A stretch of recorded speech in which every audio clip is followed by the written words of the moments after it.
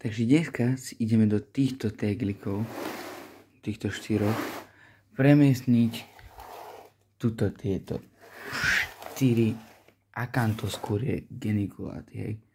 Lebo tento boxík akože ešte by nestačil, ale keď máme väčší, dáme ho tam. Jednu už tu mám.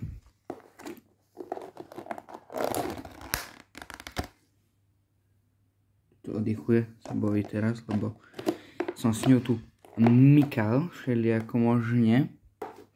Hej, tuto som mal v jednom tegliku túto Lasiodoru Parahybanu. To mám aj video, ako som ju premiesňoval. Hej, túto Lasiodoru Parahybanu som mal v jednom z týchto boxíkov. Ale s boxíkmi mi to nevychádzalo, takže som ju dal do tohto.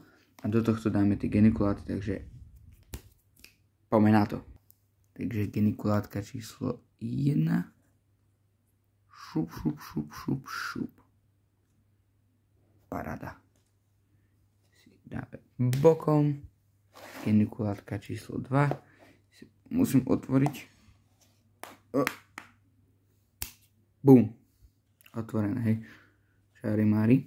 Toto je skovada, tak ju budem musieť trošku takto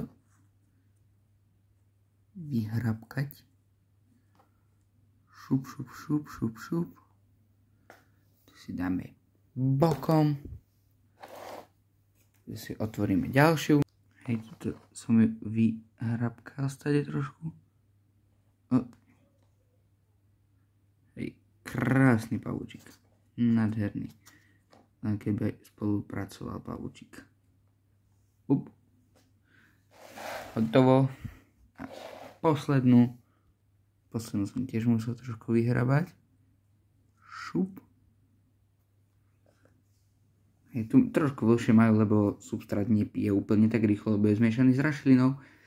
Takže paráda, pavúky máme premiesnené. 1, 2, 3, 4, 5. Tieto dve pôjdu preč v pondelok, takže tie si nepremiesňujeme. Paráda. Daj lajčik, ak sa ti to páčilo. Čau.